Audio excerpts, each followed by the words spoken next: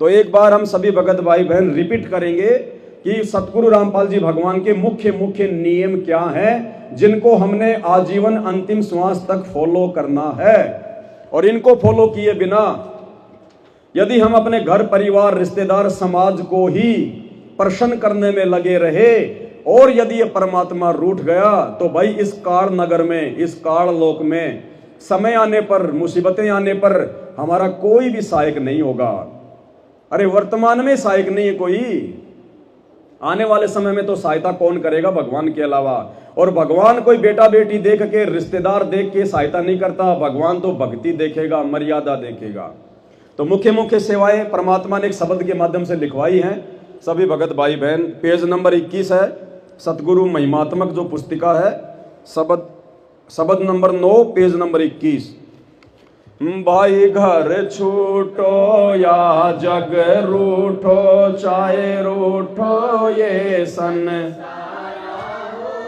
कौन सुने मेरी जय गुरु रूठ गया मारा हो, गुरु रूठ गया मारा हो। भाई घर छोटो या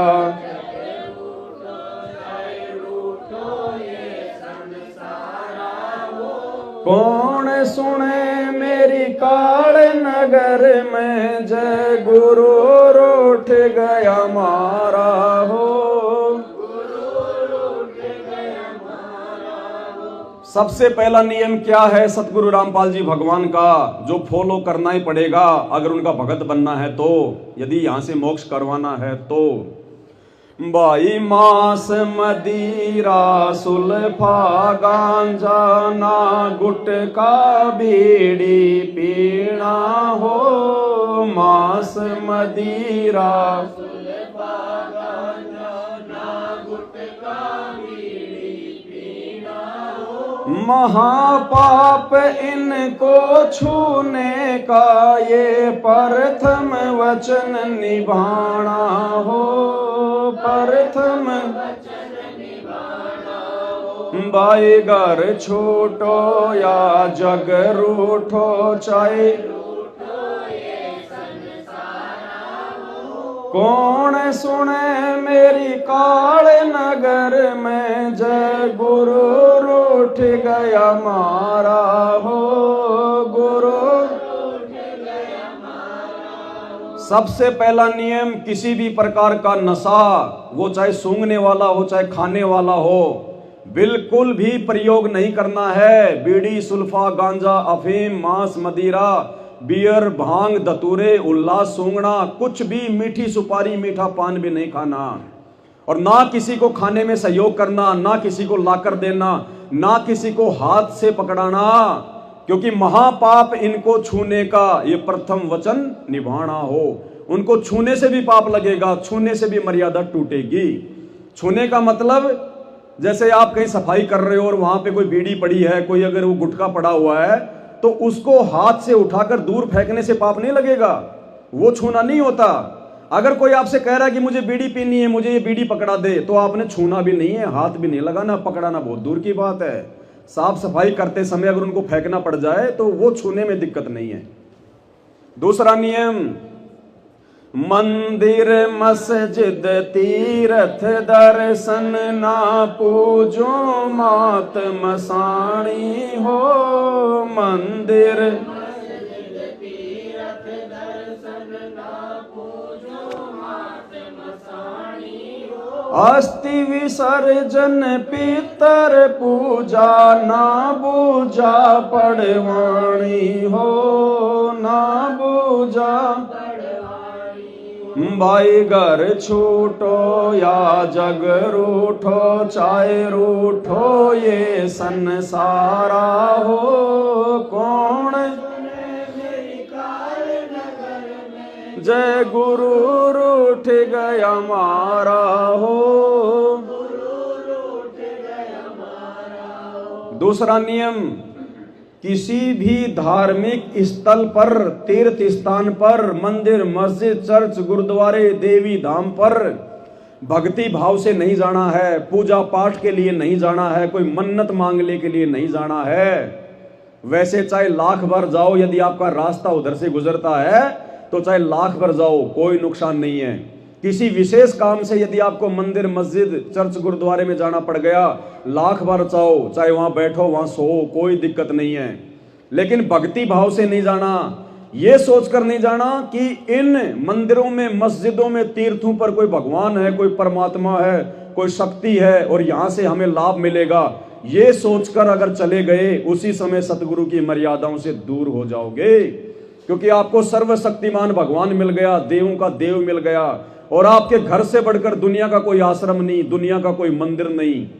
जो भक्ति आपको मिली है, इस भक्ति में वो शक्ति है जो दुनिया के सारे मंदिर मिलकर भी आपको वो समाधान नहीं दे सकते, जो लाभ आपको परमात्मा की ये सत भक्ति देगी। इसलिए हमने मंदिर, मस्जिद, तीर्थ दर्शन न पूजू मात मसाणी हो, अस्थि विसर्जन पितर पूजा, मरने के बाद में गंगा जी में या गया में अपने पूर्वजों की अस्थियों का विसर्जन करने नहीं जाना, क्योंकि जैसा कर्म किया वैसा भोगेगा। मरने के बाद में केवल पाखंड है, ढोंग है, ड्रामा है, कुछ नहीं हो सकता। इसलिए हमने उन परंपराओं का निर्वाह नहीं करना, पितृ पूजा नहीं करनी है, मरने के बाद में किसी को नहीं पूजना है, ना बरसोदी, ना 6 माई, कुछ नहीं निकालना, ना कोई श्राद्ध निकालना है, और ना कोई पूजा वगैरह पढ़वानी है। जैसे किसी का पति मर गया, फिर उसके अंदर आने लग गया, फिर वो गेहूं के दाने लेकर बताएगी तेरे घर में ये, तेरे घर में वो, तेरा ये काम, तेरा वो काम। हमने इस प्रकार से पूजा वगैरह नहीं पढ़वानी है बिल्कुल भी, क्योंकि हमारे साथ ऐसा होगा ही नहीं यदि हम मर्यादा में हैं तो। अरे सर्दी का टाइम है और यदि आपके पास में रजाई है तो आपको किसी और से भीख मांगने की जरूरत नहीं है। तो परमात्मा ने हमें काल लोक की सर्वश्रेष्ठ भक्ति दे दी, अब हमने देवी देवताओं के पैर पड़ने की जरूरत नहीं है। देवी देवता जिस परमात्मा के सुबह शाम पैर पड़ते हैं, हम उसकी शरण में हैं। तीसरा नियम, मक्का मदीना अमरनाथ चाहे काशी धाम छुड़ानी हो, मक्का मदीना अमरनाथ चाहे काशी धाम छुड़ानी हो, सिवा गुरु के और जगत में ना करनी पूजा पानी हो। तो तीसरा क्या नियम है? मक्का मदीना अमरनाथ चाहे काशी धाम छुड़ानी हो, मक्का मदीना अमरनाथ चाहे काशी धाम छुड़ानी हो, सिवा गुरु के और जगत में ना करनी पूजा पानी हो, ना भाई घर छूटो या जग रूठो, चाहे रूठो ये संसारा हो, कौन सुने मेरी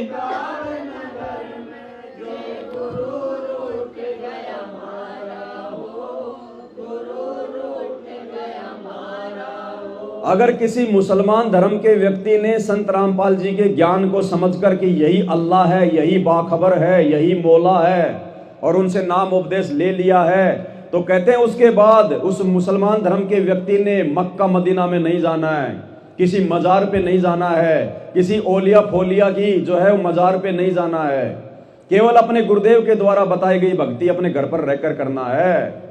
और यदि कोई हिंदू है तो ना कोई अमरनाथ जाना, ना कोई केदारनाथ जाना, ना बद्रीनाथ, ना जगन्नाथ, ना नीलकंठ, ना हरिद्वार, ना मथुरा, ना काशी, ना बरसाना, ना द्वारिका, यानी अपने गुरुदेव की भक्ति के अलावा हमने और किसी भी तीर्थ धाम पर धक्के खाने के लिए नहीं जाना है। हमने उन मुर्दों की पूजा नहीं करनी है जिनकी आज केवल यादगारें शेष हैं, वो खुद शेष नहीं हैं।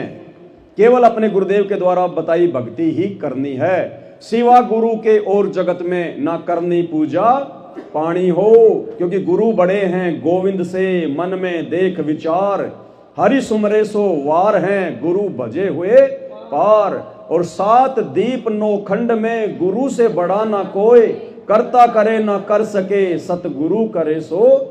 तो ये देव के देव महादेव सतगुरु रामपाल जी हैं, इनके अलावा हमने किसी को सौपन में भी नहीं पूजना है। इनके द्वारा बताई गई भक्ति साधना के अलावा हमने कहीं भी धक्के खाने के लिए नहीं जाना है। तो हम इनके असली भगत हैं, तो हम मर्यादित भगत हैं, तो हमारी आने वाले समय में सहपरिवार रक्षा होगी। अन्यथा जैसे आज दुनिया आए दिन मर रही है, कोई हॉस्पिटल में, कोई बीमारी से, कोई हार्ट अटैक से, कोई एक्सीडेंट में, कोई लड़ाई झगड़े में, ऐसा ही होता रहेगा।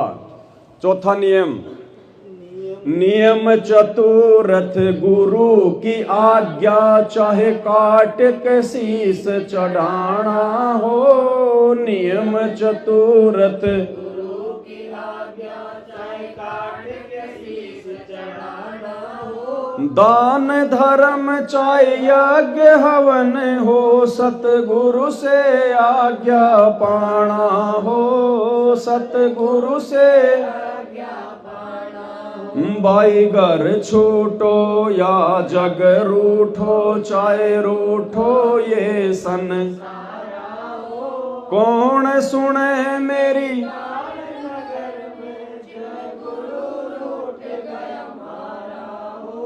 गुरु रूठ गया। नियम, चौथा नियम, नियम चतुरथ गुरु की आज्ञा, चाहे काट के शीश चढ़ाना हो। गुरु जी अपने भगत को जो आज्ञा दे दे, उसके लिए चाहे हमारे को शीश की कुर्बानी क्यों ना देनी पड़े, हम पीछे नहीं हटेंगे। लेकिन गुरु जी की आड़ में, गुरु जी की पीठ पीछे यदि हमें कोई कहे कि तुम्हारे गुरु जी का ये आदेश है, तुम्हारे गुरु जी की ये आज्ञा है, तो उस आज्ञा को, उस आदेश को पहले अपने गुरुदेव के सत्संगों से मेल करो कि ये व्यक्ति जो मुझे अपने गुरुदेव के आदेश बता रहा है, ये मेरे गुरुजी के वचनों से, उनके सत्संगों से मिलते हैं या नहीं है। अगर नहीं मिलते हैं तो हमने ऐसे किसी भी व्यक्ति के द्वारा उन दिए गए आदेशों को फॉलो नहीं करना है। चाहे वो गुरुजी का बेटा हो, चाहे गुरुजी की बेटी हो, चाहे गुरुजी की पत्नी हो, चाहे गुरुजी की माँ हो, चाहे बाप हो, चाहे बहुत बड़ा कोई कोऑर्डिनेटर हो, चाहे पवन दास हो। अपने गुरु के उन्हीं आदेशों को फॉलो करना है जो आदेश गुरुजी के वचनों से मेल खाता है। और यदि हमारे गुरुजी हमें साक्षात सामने प्रकट होकर, हमारे समक्ष खड़े होकर यदि कोई आदेश दें, तो हमने उस आदेश को फॉलो करना है, स्वीकार्य करना है। अन्य किसी व्यक्ति के कहने से, उसके झांसे में आकर, क्योंकि वो काल प्रेरणा होगी, वो आपको गुरु मर्यादा से नीचे गिराने का कार्य होगा। और ये कार्य काल प्रेरणा से संत रामपाल जी के कलयुगी बेटा बेटी, भाई बंधु, रिश्तेदारों ने, इन कोऑर्डिनेटरों ने पिछले 10 वर्षों से बहुत ज्यादा फैला रखा है। एक भी भगत की मर्यादा सुरक्षित नहीं है जो भगत इन आश्रमों से जुड़ा हुआ है। केवल साथ संगत वालों पे परमात्मा की मेहर है, परमात्मा की दया है। तो नियम चतुरथ सतगुरु की आज्ञा, चाहे काट के शीश चढ़ाना हो, दान धर्म चाहे यज्ञ हवन हो, सतगुरु से आज्ञा। ये लिखा जरूर मैंने है, ये शब्द परमात्मा ने दास को सद्बुद्धि देके लिखवाया नियमों के ऊपर, लेकिन ये कोई मेरे घर के नियम नहीं है। ये सारे के सारे नियम मैंने ज्ञान गंगा पुस्तक से लिए हैं, जो गुरुजी ने 21 सूत्रीय नियम लिखे हुए हैं। ये वही नियम है, दास ने केवल इनका जो है एक शब्द बनाया है। ये परमात्मा का आज्ञा है, परमात्मा का आदेश है। ये दान धर्म चाहे यज्ञ हवन हो, सतगुरु से आज्ञा पाना हो। अपने गुरुजी के हाथों के अलावा आपने किसी भी भगत को, किसी भी आश्रम में ज्योति पाठ 10वां अंश या दान का पैसा नहीं देना है। दान रूप में सतगुरु से आज्ञा पाना हो। ज्ञान गंगा में लिखा हुआ है, अगर ज्योति करवानी हो, पाठ करवाना हो और यदि कोई दान करना हो तो पहले अपने गुरुजी से आज्ञा लेनी पड़ती है। और आज 99% संगत सतगुरु रामपाल जी से हिसार जेल में जाकर कोई आज्ञा नहीं ले रही है। जैसा उनका परिवार कह रहा है, उनके हाथों में पैसा रख देती है, उन कुपात्रों के हाथों में। क्योंकि संत रामपाल जी के अलावा दान लेने का कोई अधिकारी नहीं है, कोई भी सुपात्र नहीं है। उनका परिवार तो जन्मजात ही कुपात्र है। उनके परिवार ने तो ऐसे ऐसे कुक्रम कर डाले जिनकी कोई सोच भी नहीं सकता। ऐसे कुपात्रों को यदि आप दान धर्म दोगे अपने गुरुजी के नियम से हटकर, तो क्या बनेगी आपके साथ? अकाल मौत, काल सिर पर बैठ जाएगा, मर्यादा टूट जाएगी, नंगा नाच नचाएगा। और आए दिन सार नाम प्राप्त भक्तों की दुर्गति से मौत हो रही है, दुर्गति से। और दूसरी तरफ सत्सेवक जो इस नियम पर चलते हैं, उनकी उंगली का नाखून तक नहीं उतरता, उंगली का नाखून तक नहीं उतरने देता सतगुरु, क्योंकि सतगुरु अपने मर्यादित भगत के साथ में रहता है। 5वां नियम क्या है परमात्मा का? झूठा खाना ना कुछ पीना, चाहे हो अमृत का। झूठा खाना ना कुछ पीना, चाहे हो अमृत का। दुनिया से ती कर दोस्ती, काठ का फंद लगाना हो, काठ का। भाई घर छूटो या जग रूठो, चाहे कौन सुने मेरी, जय गुरु रूठ गया मारा हो। पांचवा नियम सतगुरु रामपाल जी भगवान का, जिसको फॉलो करे बिना भक्ति नहीं बनेगी। झूठा खाना ना कुछ पीना, चाहे हो अमृत का दाना हो। दुनिया सेती करे दोस्ती, काठ का फंद। कि भगत ने किसी भी जगत वाले का, अनउपदेशी व्यक्ति का झूठा खाना नहीं खाना है। झूठा पानी या कोई भी पेय पदार्थ उसका नहीं पीना है। जैसे आपके घर पे आपके रिश्तेदार आ गए, तो रिश्तेदार के साथ में बैठ के खाना खा सकते हैं, लेकिन एक थाली में खाना नहीं खाना। एक ही कटोरी से सब्जी नहीं खानी, उसको अलग डालो, तुम अलग डालो, साथ के बैठ के खा सकते हैं, लेकिन एक ही थाली में भोजन नहीं खा सकते। आधा केला तुम्हारे रिश्तेदार ने खा लिया, आधा तुम्हारे को दे दिया, नहीं खा सकते। उसको अलग दो, तुम अलग खाओ। चाहे कोई अमृत ही क्यों ना हो, चाहे ब्रह्मा विष्णु महेश अमृत का घड़ा भर के क्यों ना लेके आए हो, और वो कहे कि भाई इसमें से आधा हमने पी लिया, आधा तुम पी लो, बल भाई तुम्हारा अमृत अपने सर पर रख के वापस ले जाओ। हमें तुम्हारे अमृत की जरूरत नहीं है। तुम्हारे अमृत से लाखों गुना बढ़कर अमृत हमारे पास में हमारे गुरुदेव का चरण अमृत है, जो तुम्हें नसीब भी नहीं हो सकता, नसीब भी। तो बिल्कुल भूलकर भी किसी का झूठा खाना पीना नहीं खाना है। थोड़ी छूट दी है परमात्मा ने कि भगत आपस में एक दूसरे का झूठा खा सकते हैं। भगत एक कटोरी में सब्जी खा सकते हैं, लेकिन भाई और बहनों, जब हमारे पास में सुविधा है तो फिर भगतों का झूठा भी क्यों खाएं? क्योंकि कौन भगत मर्यादा में है, कौन भगत मर्यादा में नहीं है, किस भगत ने क्या जो है गलती कर रखी है, हम कोई अंतर्यामी तो है नहीं, तो वहां भी हम धोखा खा जाएंगे। इसलिए भक्तों के साथ भी झूठा खाना पीना नहीं करना है। बहुत सावधान होकर, सजग होकर चलना है। काल को पता है कि ये जगत का झूठा नहीं खाएंगे, लेकिन भक्तों का झूठा खा लेंगे, क्योंकि इनके गुरुजी ने इनको छूट दे रखी है हल्की सी। तो भाई और बहनों, अब हमने ये गलती भी नहीं करनी है, भक्तों का झूठा भी नहीं खाना हमने। भगवान की शरण में है, परमात्मा ऐसी नौबत ही नहीं आने देगा। और अगर कभी कभार ऐसी नौबत आई तो समझ लेना तुम्हारी परीक्षा है, परीक्षा। झूठा खाना ना कुछ पीना, चाहे हो अमृत का दाना हो। जबकि हमारे ही गुरु भाई बहन सतलोक आश्रम मैनेजमेंट हरियाणा वाले, उनको काल ठग रहा है। अभी 4-5 दिन पहले राजस्थान के नागौर में संत रामपाल जी का बड़ा बेटा वीरेंद्र हरियाणा के वित्त मंत्री को लेकर राजस्थान में आया। एक नागौर के बीजेपी के एक नेता के समर्थन में भक्तों को इकट्ठा किया गया। नागौर में भक्तों को आनन फानन में विशेष सेवा के नाम पर इकट्ठा हो गया कि गुरुजी का आदेश है, एक हाजिरी लगेगी, एक हाजिरी लगेगी। शनिवार के दिन भक्तों को इकट्ठा किया गया और सारी व्यवस्था उस सत्संग की, भंडारे की, चाय पानी की, नाश्ते की, गाड़ियों की उस बीजेपी के नेता ने की। और भक्तों को उस बीजेपी के नेता का भंडारा करवाया गया, नाश्ता करवाया गया, पानी पिलाया गया है। काल ने किसी की मर्यादा नहीं छोड़ रखी। और उसके 2 दिन बाद में राजस्थान के अलवर में भक्तों को इकट्ठा कर दिया गया एक बीजेपी नेता की रैली में। तो काल आपको कहीं का नहीं छोड़ रहा, गधा बना के छोड़ेगा, गधा। धोबी का कुत्ता बना के छोड़ेगा, ना घर का ना घाट का।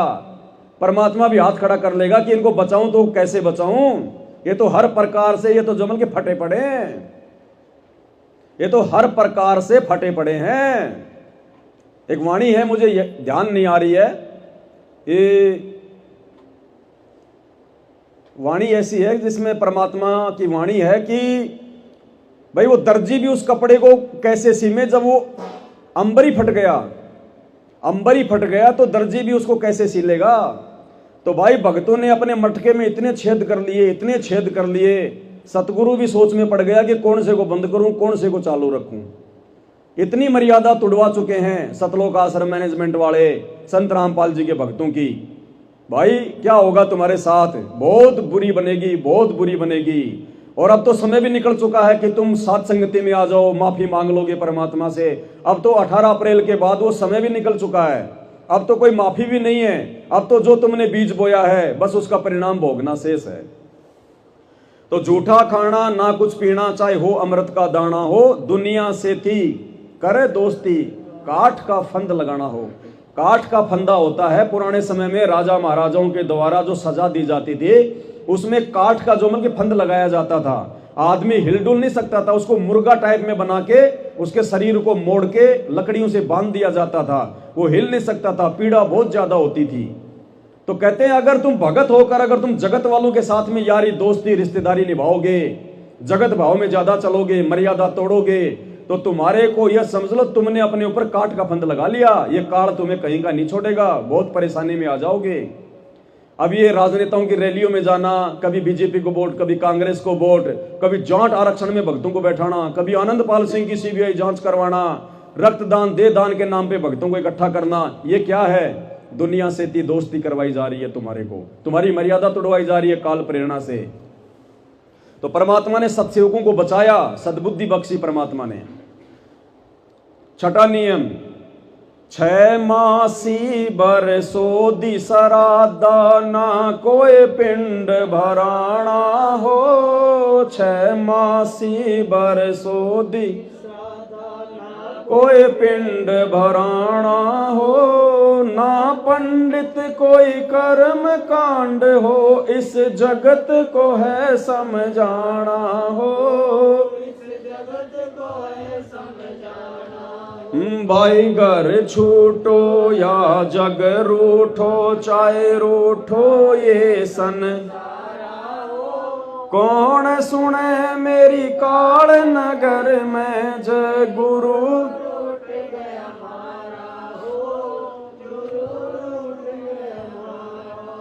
संत रामपाल जी का छठा नियम, चाहे हिंदू मुसलमान सिख ईसाई कोई भी क्यों ना हो, मरने के उपरांत उनके समाज में जो परंपरा जो पड़ी हुई है उस परंपरा का निर्वाह नहीं करना। अगर आप हिंदू हैं तो आप उस मुर्दे को जाके आप उसको जला सकते हैं, मुसलमान हैं तो चाहे उसको दफनाओ चाहे जलाओ, कोई दिक्कत नहीं। ये किसी भी शास्त्र में नहीं लिखा हुआ कि मुसलमान दफनाएगा या हिंदू केवल उसको जो है आग में जलाएगा, ऐसा कोई नियम नहीं है। हिंदू समाज में जो साधु संत महात्मा होते हैं उनको जलाया नहीं जाता, उनको समाधि दी जाती है। तो ये कोई नियम नहीं है, कोई शास्त्रीय नियम नहीं है, ये कोई कुरान बाइबल गीता वेद इनमें नहीं लिखा हुआ, ये मनमुखी सोच है। उन अज्ञानी मुल्ला मौलवियों ने, धर्म गुरुओं ने, उन पंडितों ने अपनी मनमानी हमारे ऊपर थोप दी। और हमारे जो बुजुर्ग थे बेचारे वो अनपढ़ थे, शास्त्रों को नहीं पढ़ सकते थे, जैसा उन पढ़े लिखे लोगों ने बताया वैसा ही बेचारों ने फॉलो कर लिया। और उसी परंपरा को आज 21वीं सदी में शिक्षित होने के बावजूद आप और हम भी फॉलो करते आ रहे हैं, तो हमसे बड़ा मूर्ख और कौन होगा। तो मरने के बाद में जो भी कर्म कांड अपनी पेट पूजा के लिए मुल्ला मौलवियों के द्वारा या उन पंडितों के द्वारा जो करवाई जाती है उनमें हमने सहयोग नहीं करना। हमने अब अपने पूर्वजों का उस प्रकार से कुछ नहीं करना। ना मरने के बाद में 6 माही बनानी है, ना कोई बरसोती करनी है, ना कोई श्राद्ध निकालने हैं, ना उनका कोई पिंड भराना है, ना उनकी अस्थियों को जो है वो गंगा जी में जो है वो डाल के आना है, कुछ नहीं करना। जैसे उसने वो कर्म किए, वो अपने कर्म लेके गया, वो शरीर तो मिट्टी, वो तो फूंक दिया गया, वो तो दफना दिया गया। वो प्राण, वो आत्मा, वो रूह उसकी जा चुकी है, जिसने ऊपर हिसाब देना है। अब पीछे से चाहे उस मिट्टी का तुम कुछ भी करते रहो, उसके उन कर्मों में कोई चेंज नहीं होगा। केवल तुम्हें मूर्ख बनाकर वो लोग अपना पेट भरते रहेंगे, अपना पेट भरते रहेंगे। पहले यहां लूटेंगे, फिर बोलेंगे हरिद्वार जाओ, गया जाओ, वहां उनके रिश्तेदार बैठे मोटे मोटे पेट वाले, फिर वो लूटेंगे। फिर 6 महीने में कहेंगे अब इसकी बरसोती निकालो, अब इसके श्राद्ध निकालो। अरे बाप तुम्हारा मर गया, पीछे से चाहे तुम पंडित जी को रसगुल्ला खिलाओ चाहे हलवा खिलाओ, उसको क्या मिलेगा? वो तो पंडित जी का पेट भर रहा है। कल को तुम्हारे बाप के अगर कोई फोड़ा निकल गया तो पंडित जी को गरम गरम जो मतलब की वो सलाखें दागेंगे, तो फिर तुम्हारे बाप जी का फोड़ा ठीक होगा ना। तो ये मूर्ख बना रहे हैं हमारे को। पहले गाय ले लेते थे कि तुम्हारे बाप को जो है मतलब कि दूध नहीं मिल रहा ऊपर सुर्ग में। अरे फिर वो काहे का सुर्ग है जब वहां पे दूध ही नहीं है? तो उस सुर्ग से तो हमारा गांव अच्छा जो यहाँ पे डेयरी खुली हुई है, काहे का स्वर्ग है जब वहां पे दूध ही नहीं मिल रहा, भोजन नहीं मिल रहा, पंडित जी खाएगा तो उसको मिलेगा। ऐसा मूर्ख बना रखा था इन लोगों ने। अब हमने उन परंपराओं का बिल्कुल भी निर्वाह नहीं करना। ना पंडित कोई कर्म कांड इस जगत को है समझाना हो। संत रामपाल जी के ज्ञान आधार से हमने तो लोगों को समझाना है, उनके झांसे में आके अपने गुरुजी को नाराज नहीं करना। आगे 7वां नियम, देवी धाम पर पशु की गर्दन ना बाल वहां कट। देवी धाम पर पशु की गर्दन ना बाल वहां कटवाना हो। जैसा दर्द अपने को होवे ऐसा जान बिराना हो। ऐसा भाई घर छूटो या जग रूठो, चाहे रूठो ये सन। कौन सुने मेरी जय गुरु रूठ गया मारा हो। गुरु यदि संत रामपाल जी से नाम उपदेश लेकर भक्ति सफल करनी है, पूर्ण मोक्ष प्राप्त करना है, तो उनका 7वां नियम है, किसी भी देवी धाम पर, अगर आप हिंदू हैं तो किसी भी देवी धाम पर आपने किसी भी प्रकार की कोई भी जो है वो बलि वगैरह नहीं देनी। ना मुर्गा कटवाना, ना बकरा कटवाना, ना माता के, ना भैरू के, कहीं नहीं। यदि आप मुसलमान हैं तो आपने मांस को छूना भी नहीं है। ना बकरा खाना, ना मुर्गा खाना, ना गाय खाना, ना सूअर खाना, छूना भी नहीं है मांस को। सब उस परमात्मा की आत्मा है, सबको उस परमात्मा ने पैदा किया है। जैसा दर्द आपको होता है वैसा दर्द उसको भी होता है, वो भी रोता है, चिल्लाता है, उसको भी पता है। तो कहते हैं देवी धाम पर पशु की गर्दन ना बाल वहां कटवाना हो। ये तो राक्षसों का भोजन है। मांस खाना तो राक्षस टाइप के लोग खाया करते थे। मांस तो कुत्तों का भोजन है, भेड़ियों का भोजन है। और आज इंसान मांस खा रहा है, इंसान मांस खा रहा है, इंसान भेड़िया बन गया, कुत्ता बन गया इंसान। फिर कहते हैं हम अल्लाह की इबादत करते हैं, हम श्री राम की इबादत करते हैं, हम भगवान को पूजते हैं, हम देवी देवताओं को पूजते हैं। तो भाई जैसा तुम्हारा अल्लाह वैसे तुम, जैसे तुम्हारे देवी देवता वैसे तुम। अन्यथा भगवान का कोई भगत होगा, वास्तव में कोई इंसान होगा, वो तो मांस को छुएगा भी नहीं। अरे भगवान ने, उस अल्लाह ने इतना अच्छा भोजन दे रखा। ये सेव संतरे काजू किशमिश केड़े ये परमात्मा ने जो के गधों के लिए नहीं बनाए। गधा सेव खाता है क्या? अरे गधा कभी काजू किशमिश खाता है क्या? नालायकों, ये इंसान के लिए बनाया भगवान ने। छोटे छोटे बीज, ये पौधे, ये फसल, ये इंसान के लिए बनाए भगवान ने। इंसान को आदेश दिए कि तुम ये खाओ, तुम्हारे लिए हैं ये। और अब जानवरों वाला भोजन खाने लग गए, कुत्ते बन गए, भेड़िए बन गए, कच्चा मांस खा रहे हैं। तो ये सब छोड़ना पड़ेगा। ये भक्ति मार्ग में नहीं चलता, ये बकवादे नहीं चलती। किसी अल्लाह का आदेश नहीं है, किसी भगवान का आदेश नहीं है कि तुम मांस खाओ। परमात्मा कहते हैं जब हजरत मोहम्मद को जबरील नाम का फरिश्ता ऊपर लेकर गया तो उस शैतान ने, उस काल ने, मुसलमान जिसको अपना जो है वो अल्लाह समझते हैं धोखे से, उस काल ने, उस शैतान ने, उसने पर्दे के पीछे से हजरत मोहम्मद को क्या जो है वो आदेश दिया। हजरत मोहम्मद से कहा रोजा बंक नमाज दई रे और बिस्मिल की नहीं बात कही रे। बिस्मिल की बात नहीं कही उसने, मांस खाने का आदेश नहीं दिया, रोजा बंक और नमाज करने का आदेश दिया था। आज घर घर में मुसलमान मांस खाते हैं, घर घर में मुसलमान मांस खाते हैं। अरे अपने उस अल्लाह की बात भी नहीं मान रहे तो कहां जाओगे मरने के बाद में? तो भाई और बहनों, ये बिल्कुल बकवाद हम भक्तों को नहीं करनी, अन्यथा हमारा नाम सुरक्षित नहीं रह पाएगा। अगर हमारे बच्चे को कोई काटे, हमारे बच्चे को कोई मारे तो उसको कैसा पीड़ा होगा, उसके माँ बाप को कैसी पीड़ा होगी। वही पीड़ा उसको होती है जब वो कटता है। आप अपने बच्चे की उंगली काट के पका के खाओ। अगर असल में यदि आप जी कहते हो कि भाई मांस खाना उस अल्लाह का आदेश है, तो आपके बच्चे के अंदर कोई मतलब की भूस नहीं भरा हुआ, आपके बच्चे में कोई तूड़ा नहीं भरा हुआ, आपके बच्चे में कपड़ों की जो है वो कर्तन नहीं जो है वो भरी हुई, आपके बच्चे में भी मांस है। तो जैसे तुम मुर्गा काट के खाते हो ना, अपने बेटा बेटियों को भी काट के खाओ। अगर मांस खाने का आदेश अल्लाह का है तो फिर पता चलेगा क्या होता है मांस खाना। अल्लाह का आदेश है, भगवान का आदेश है। फिर वो काहे का भगवान, काहे का अल्लाह? वो तो दुष्ट है, वो तो नीच है, जो एक दूसरे को अपने बच्चे खाने का आदेश दे रहा है। गधा भी उसी की रूह, इंसान भी उसी की रूह, वो काहे का बाप है फिर वो, जो अपने बच्चों को अपने बच्चे खाने का आदेश दे रहा है? तो ये अल्लाह का आदेश नहीं है, भगवान का आदेश नहीं है। संत रामपाल जी के सत्संग सुनो, पता चलेगा अल्लाह कौन है, भगवान कौन है, और क्या खाने का आदेश है, क्या खाने का आदेश नहीं है। तो ये गलती हम भक्तों ने नहीं करनी है। किसी भी देवी धाम पर, किसी भी माता मसाणी को, भैरू को, काली को ये दारू चढ़ाना, ये बकरे चढ़ाना, ये ड्रामेबाजी नहीं करनी। सहयोग भी नहीं करना है। बकरा बलि का खरीदने के लिए कोई 1 रुपया मांगे तो भी नहीं देना, भूलकर भी ध्यान रखना। जैसा दर्द अपने को होवे ऐसा जान बिराना हो, तब तो भगत है हम, वरना काहे के भगत हैं हम।